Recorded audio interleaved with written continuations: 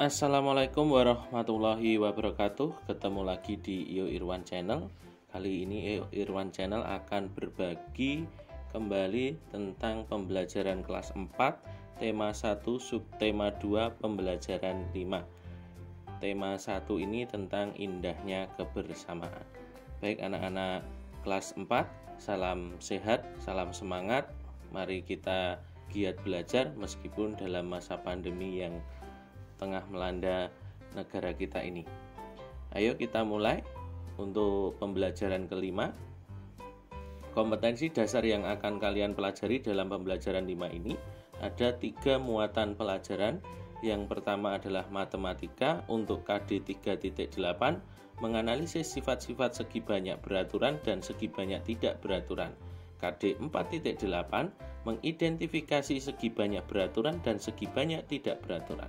Untuk muatan pelajaran SBDP, KD 3.3, memahami dasar-dasar gerak tari daerah, dan KD 4.3, meragakan dasar-dasar gerak tari daerah. Sedangkan untuk muatan pelajaran IPS, KD 3.2, mengidentifikasi keragaman sosial, ekonomi, budaya, etnis, dan agama di provinsi setempat sebagai identitas bangsa Indonesia, serta hubungannya dengan karakteristik ruang. KD 4.2 menyajikan hasil identifikasi mengenai keragaman sosial, ekonomi, budaya, etnis, dan agama di provinsi setempat sebagai identitas bangsa Indonesia, serta hubungannya dengan karakteristik ruang. Selanjutnya, tujuan pembelajaran ada 6. Yang pertama, setelah berdiskusi dan memperhatikan peragaan, siswa mampu menjelaskan dasar-dasar gerak tari bungong jempa dalam posisi duduk dengan teknik benar. 2. Setelah berdiskusi dan memperhatikan peragaan, siswa mampu mempraktikkan dasar-dasar gerak tari bungong jempa dalam posisi duduk dengan teknik benar. 3. Dengan mengamati dan mengukur sudut-sudut yang terdapat pada segi banyak pada tangram, siswa mampu membandingkan hasil penaksiran dan pengukuran dengan tepat. 4. Dengan mengamati dan mengukur sudut-sudut yang terdapat pada segi banyak pada tangram, siswa mampu menyajikan hasil penaksiran dan pengukuran dengan tepat. 5.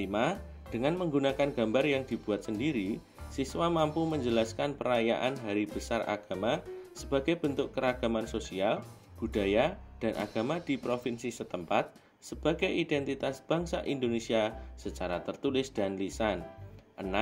Dengan menggunakan gambar yang dibuat sendiri, siswa mampu menceritakan perayaan Hari Besar Agama sebagai bentuk keragaman sosial, budaya, dan agama di provinsi setempat sebagai identitas bangsa Indonesia secara tertulis dan lisan.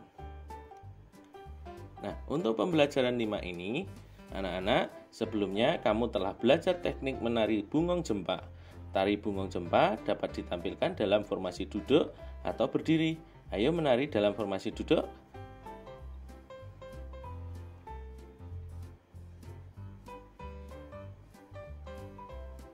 Apakah kamu masih ingat gerakan tari bungong jempa dalam formasi duduk?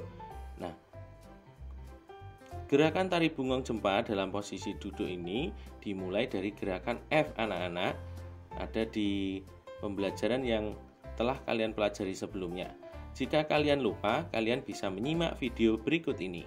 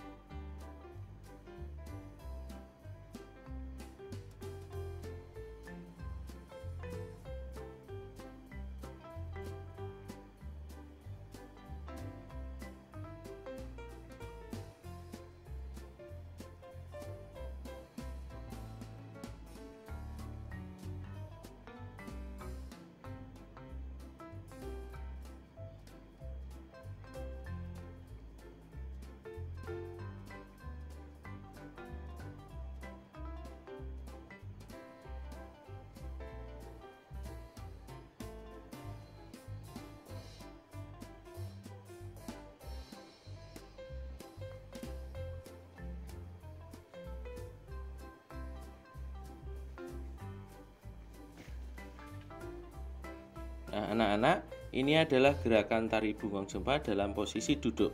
Nah, kalian nanti bisa mencoba mempraktikkan dengan memperhatikan video ini atau dengan kalian membuka buku dengan memperhatikan gerakan-gerakan yang digambarkan di dalam buku. Nah, selanjutnya anak-anak, tahukah kamu bahwa tari bungong jempa ini merupakan contoh keberagaman budaya yang ada di Indonesia? Tari bungong jempa ini berasal dari Provinsi Nanggroe, Aceh Darussalam. Nah, anak-anak, salah satu cara menghargai keberagaman budaya adalah dengan mempelajari dan melestarikannya, seperti yang telah kamu lakukan ketika mempelajari tari bungong jempa ini.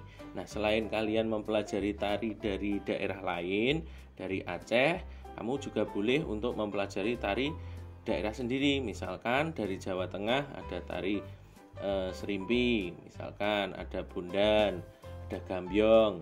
Kemudian kamu di daerah Jawa Barat mungkin ada tari yang khusus di Jawa Barat, misalkan tari merak. Kemudian di Jakarta mungkin Betawi ada tari topeng, di Bali mungkin ada tari kecak, kemudian tari legong, kemudian tari pendet.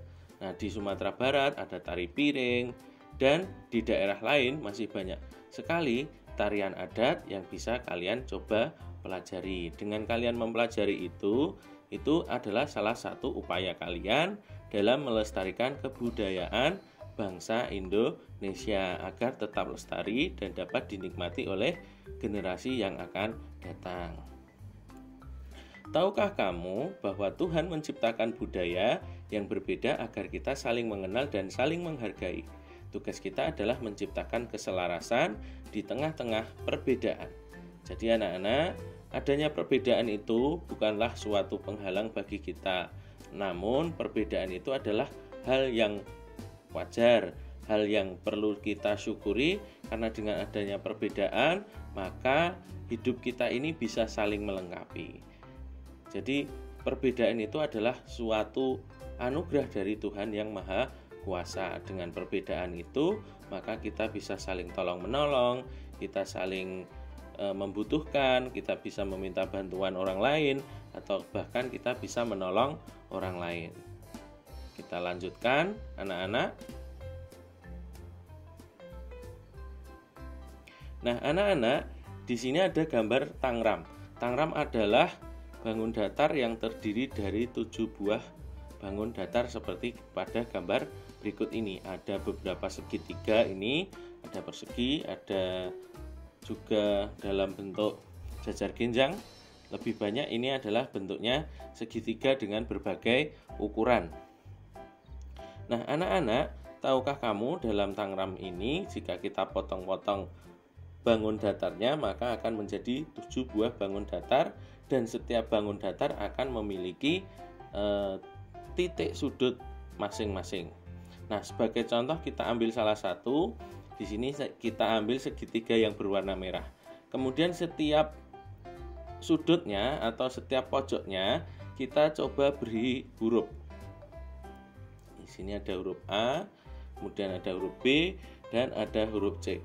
Nah, di sini nanti anak-anak kita akan memperkirakan berapa besar masing-masing sudut, baik sudut A, sudut B maupun sudut C. Nah, besar sudut itu satuannya adalah derajat. Jadi nanti bisa kita perkirakan, misalkan sudut A itu adalah besarnya 40 derajat misalkan, B 40 derajat. Nah, untuk yang C berapa? Misalkan 90 derajat, seperti itu. Nah, itu hanya memperkirakan. Kemudian anak-anak, di sini kamu bisa mengukur besarnya sudut di bangun datar di tangram yang kalian buat tadi, potongan-potongannya menggunakan busur derajat seperti pada gambar berikut ini.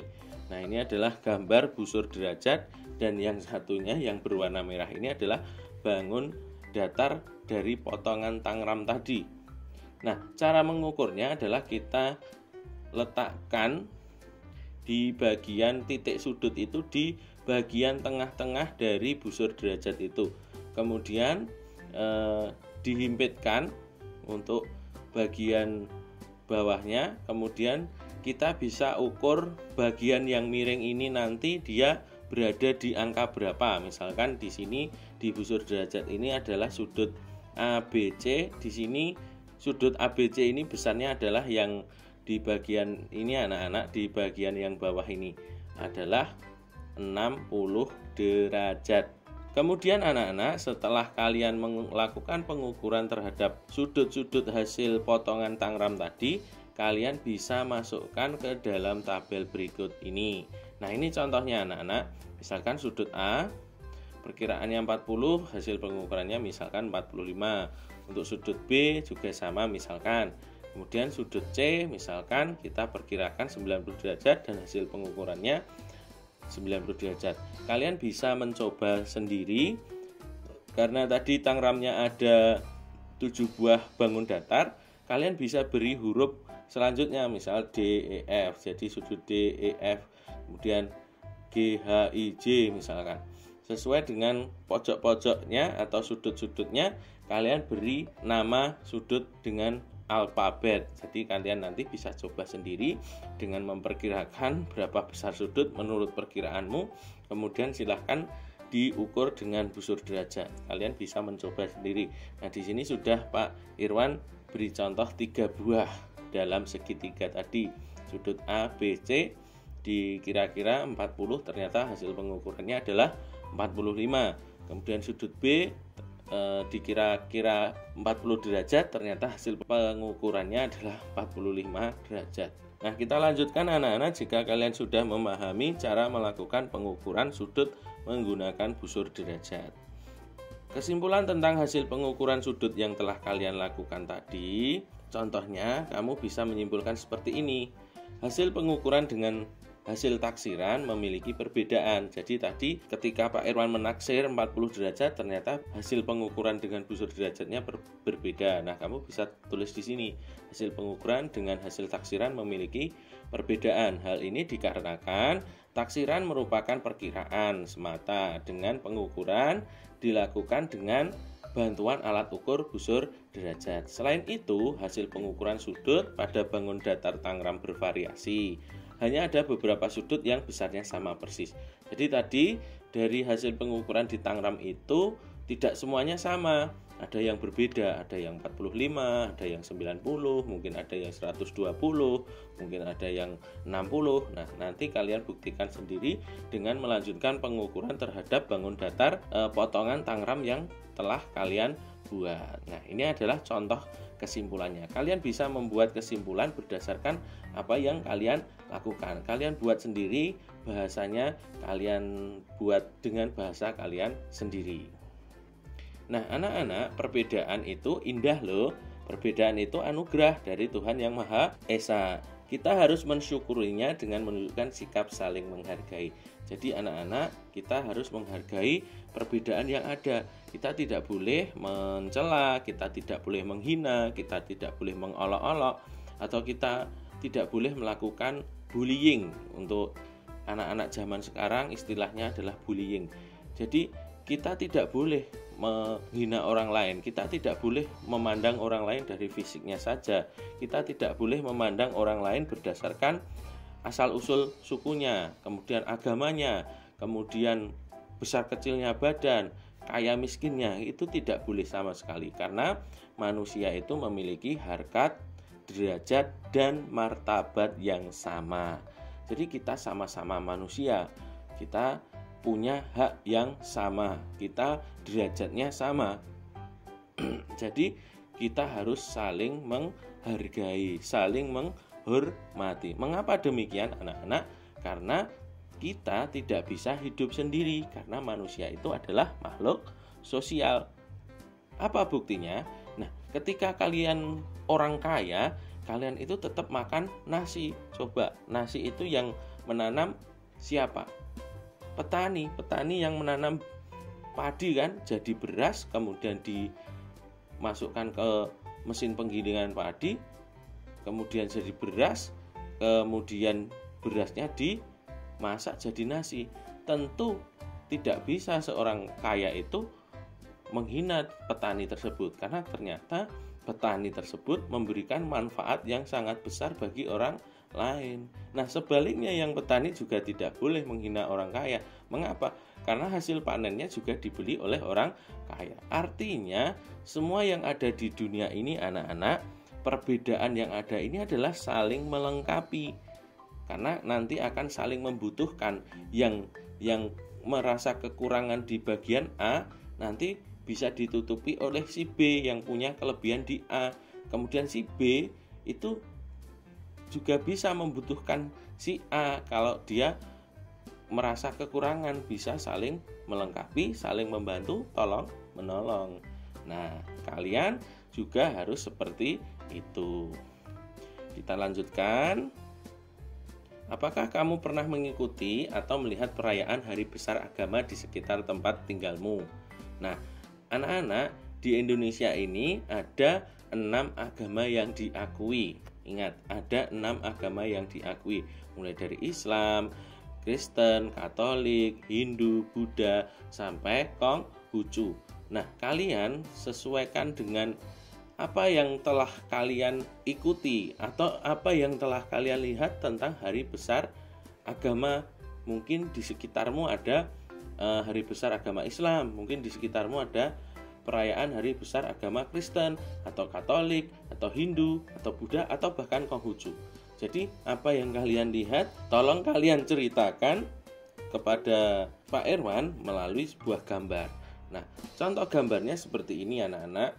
Kalian bisa mengekspresikan apa yang kalian lihat, apa yang kalian alami ketika mungkin di sini ada contohnya di hari raya Idul Fitri. Itu ada orang yang salaman. Nah, kita gambar orang yang salaman. Kemudian ada orang yang membunyikan beduk.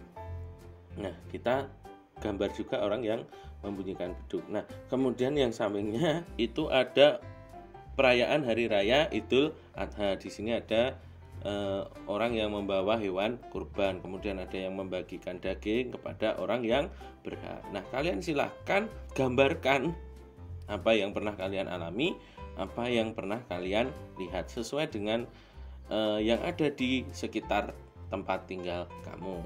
Nah, silakan untuk mencoba sendiri ya anak-anak. Di sini Pak Irwan memberikan contoh seperti ini. Nah, untuk pewarnaannya anak-anak kalian bebas menggunakan spidol boleh, silahkan pastel boleh, kemudian krayon boleh, kemudian cat air juga boleh, pensil warna juga boleh. Nah, kalian bisa mencontoh ini ketika kalian melakukan pewarnaan anak-anak. Misalnya kita lihat daun, itu selalu ada beberapa warna. Jadi mulai dari warna yang gelap, warna yang agak terang sedikit, agak warna yang lebih terang. Nah, biasanya menggunakan 3 warna yang mirip.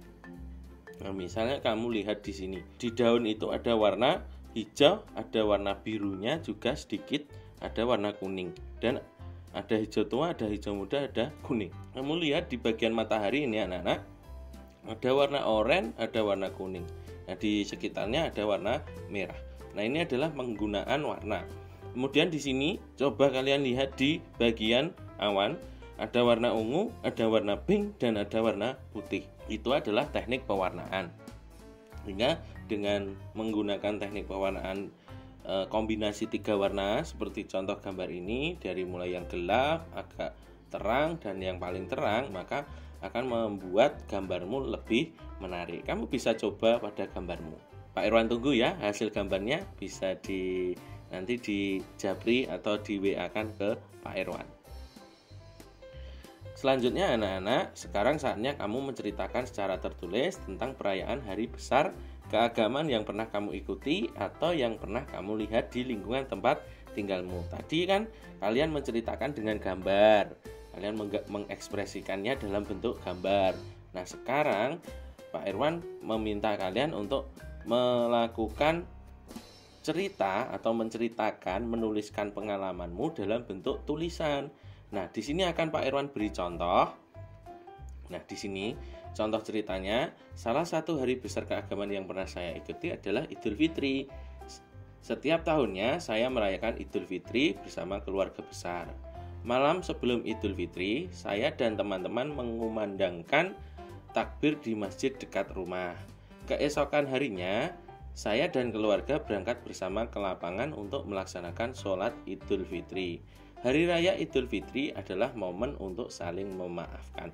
Nah, dalam bahasa tulis anak-anak, kalian harus mengikuti kaidah atau aturan yang sesuai dengan Pedoman Umum Ejaan Bahasa Indonesia, disingkat PUEB. Nah, di sini ketika kalian menuliskan cerita itu biasanya dalam bentuk kalimat. Nah, sebuah kalimat yang baik itu biasanya diawali dengan huruf kapital anak-anak dan diakhiri dengan tanda titik. Nah, dalam sebuah kalimat juga harus melakukan penulisan kaidah-kaidah yang benar. Misalkan dalam penulisan Idul Fitri ini menggunakan huruf kapital di awal kata. Kemudian nama-nama juga menggunakan huruf kapital. Nah, ini nanti kamu bisa buka di PUEB. Kalian bisa download lewat Play Store. Kemudian kamu juga bisa download KBBI 5 untuk menambah referensi kamu dalam tata tulis cerita kamu nanti. Jadi ada aturannya. Kemudian hindari kalimat yang panjang. Karena kalimat yang panjang itu biasanya adalah kalimat yang kurang efektif atau bahkan tidak efektif. Hindari menggunakan penghubung dan, karena biasanya penghubung dan itu dilanjutkan terus. Salah satu hari besar yang pernah saya ikuti adalah Idul Fitri dan Idul Adha, dan kemudian dan lalu dan. Nah, itu kalimatnya tidak efektif. Jadi nanti kalian harus buat kalimat yang ada subjeknya. Itu subjek itu adalah pelakunya. Kemudian ada predikatnya. Predikat itu adalah apa yang dikerjakan. Misal contoh, subjek itu saya, predikat itu makan. Berarti subjek dan predikat, saya makan. Kemudian bisa ditambahi objek untuk mempermanis. Objeknya adalah bakso, saya makan bakso. Jadi setiap kalimat yang kalian tulis nanti upayakan menggunakan pola yang bagus. Ada subjek, ada predikat, ada objek, atau ditambahi dengan keterangan. Saya makan bakso. Keterangannya di warung bakso Pak Jaya, misalkan seperti itu. Sehingga cerita kamu nanti akan menjadi menarik. Paham ya anak-anak? Nanti kalau tidak paham, kalian bisa tanya pada Pak Irwan. Bisa tulis juga di kolom komentar. Nah, anak-anak, kalian nanti bisa coba sendiri ya. Ini ada contoh dari Pak Irwan. Tata tulisnya insya Allah sudah benar. Jadi kalian nanti bisa membuat tulisan atau cerita yang juga baik seperti contoh dari Pak Irwan ini. Kita lanjutkan. Keberagaman suku bangsa dan agama di Indonesia adalah sumber kekayaan yang tidak ternilai harganya. Jadi tidak bisa dibeli dengan uang anak-anak, berapapun itu tidak bisa, karena itu adalah kekayaan yang tidak ternilai harganya. Keberagaman tersebut menyebar dari Sabang sampai Merauke, dari ujung barat sampai ujung timur, ujung utara sampai ujung selatan. Lanjut anak-anak. Seperti apa keragaman umat beragama di lingkungan provinsimu? Nah, ini kamu bisa menceritakan apa yang ada di lingkungan provinsimu. Nah, misalkan Pak Irwan ini ada di Provinsi Jawa Tengah, misalkan contohnya. Nah, contoh keragaman di Jawa Tengah. Nah, di sini bisa Pak Irwan sampaikan bahwa Jawa Tengah merupakan provinsi yang terbagi menjadi 35 kabupaten atau kota. Sebagian besar penduduknya merupakan suku Jawa, namun ada juga suku Samin dan suku pendatang seperti Madura, Sunda, Batak, Minang, dan lain-lain. Jadi di Jawa Tengah itu anak-anak sebagian besar adalah suku Jawa. Bahasanya yang digunakan sehari-hari adalah bahasa Jawa. Nah, tetapi di Jawa Tengah itu ada suku Samin. Kemudian ada pendatang-pendatang seperti Madura, Sunda, Batak, Minang yang mungkin mendatangi di Jawa Tengah untuk mencari mata pencaharian, berdagang misalkan, berbisnis. dan lain sebagainya. Sedangkan sebagian besar penduduk beragama Islam. Ada juga yang beragama Kristen, Katolik, Hindu, Buddha, atau Konghucu. Contoh bangunan peninggalan sejarah bersifat keagamaan seperti Masjid Agung Demak, itu Islam. Candi Borobudur, itu Buddha. Candi Prambanan, itu Hindu. Ini adalah contoh keragaman yang ada di Jawa Tengah. Nah, kalau mungkin kamu ada di Jawa Tengah, kalian bisa tambah lagi agar keragaman yang ada di Jawa Tengah ini bisa semakin banyak yang diketahui oleh orang lain, sehingga tidak hanya yang ada di sini. Jadi kalian bisa menambahkan keragaman-keragaman yang lain yang menurutmu juga ada di Jawa Tengah. Tapi kalau kamu bukan penduduk Jawa Tengah, kamu ceritakan sendiri di provinsimu itu apa sih yang ada, sukunya apa saja, agamanya apa saja, mungkin makanan khasnya apa saja, tariannya apa saja, kemudian peninggalan-peninggalan sejarahnya apa saja, kemudian pariwisatanya apa saja. Jadi apapun yang ada di daerahmu kalian bisa ceritakan, karena biasanya antara daerah satu dengan daerah yang lainnya, di kabupaten satu dengan kabupaten lainnya, itu potensinya juga berbeda-beda. Misalkan di daerah Wonogiri ada Waduk Gajah Mungkur, kemudian di daerah Wonosobo ada dataran tinggi Dieng, kemudian di Magelang ada Candi Borobudur, itu berbeda-beda. Jadi potensinya, keragamannya pasti berbeda-beda. Kita lanjutkan. Bagaimana antar umat beragama saling menjalin persatuan? Nah, bagaimana anak-anak antara umat beragama yang berbeda, ada Islam, ada Kristen, Katolik, Hindu, Buddha, dan Konghucu, itu bisa saling menjaga persatuan. Nah, bagaimana caranya? Nah, ini ada contoh jawaban anak-anak. Contoh menjaga persatuan dan kesatuan antar umat beragama. Nah, persatuan dan kesatuan antar umat beragama tentu akan terwujud dengan adanya kerukunan. Umat beragama di Indonesia memiliki keragaman. Dengan demikian, setiap umat beragama dapat menjunjung tinggi trikerukunan umat beragama yang terdiri dari kerukunan intern umat beragama. Jadi anak-anak, antara umat Islam dia harus akur dulu, harus rukun. Umat Kristen dengan umat Kristen harus akur, harus rukun. Katolik dengan Katolik juga harus akur. Kemudian Buddha dengan Buddha harus akur. Kemudian Hindu dengan Hindu juga harus rukun. Kemudian Konghucu dengan Konghucu juga harus akur. Itu adalah kerukunan intern umat beragama. Yang kedua, kerukunan antar umat beragama.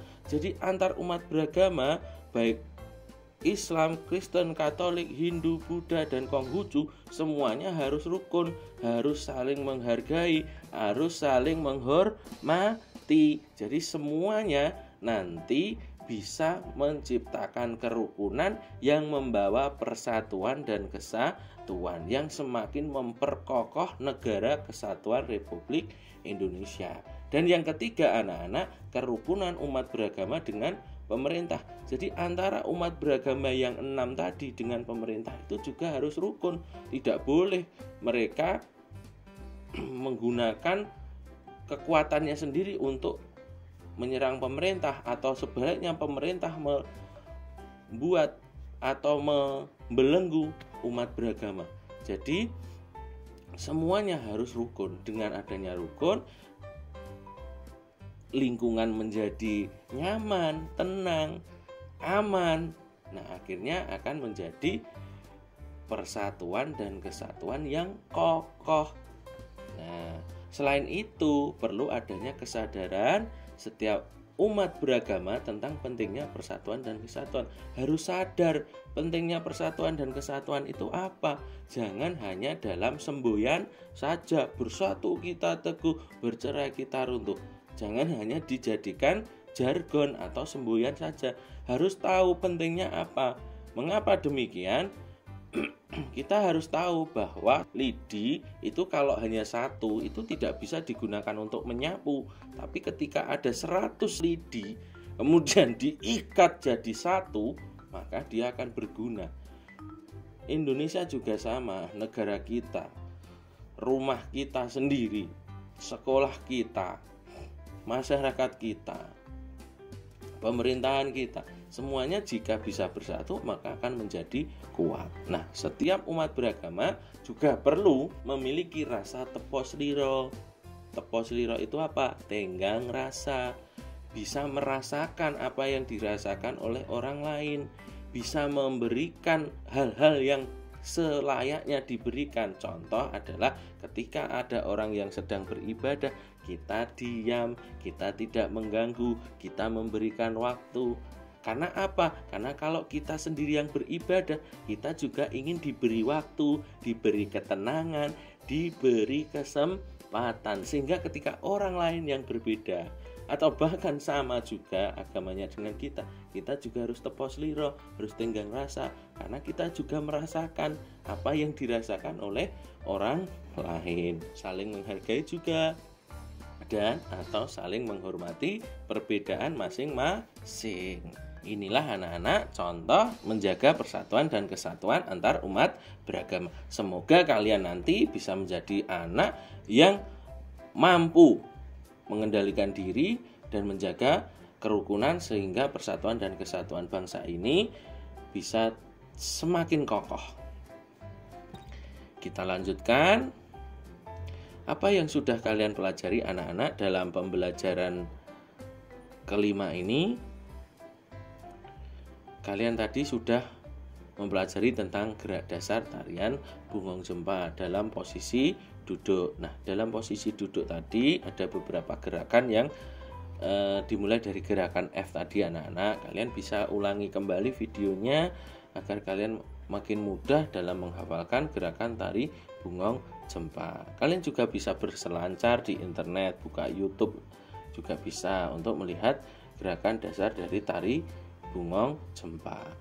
Kemudian selanjutnya kita juga sudah mempelajari cara pengukuran sudut dengan busur derajat. Kemudian kita juga sudah mempelajari tentang keragaman perayaan hari raya dan cara menjaga persatuan antar umat beragama. Nah, anak-anak, inilah yang sudah kalian pelajari hari ini. Semoga yang kalian pelajari ini bermanfaat. Ada lebihnya itu datangnya dari Allah Subhanahu wa Ta'ala. Ada kurangnya itu datangnya dari Pak Irwan semuanya. Karena Pak Irwan adalah manusia biasa, tempatnya salah dan khilaf. Nah, mohon maaf atas semua kesalahan yang mungkin Pak Irwan lakukan dalam memberikan materi pembelajaran kelima ini. Sampai jumpa lagi anak-anak di pertemuan-pertemuan berikutnya. Jangan lupa untuk rajin belajar meskipun dalam masa pandemi. Sukses selalu untuk kalian semuanya. Terima kasih.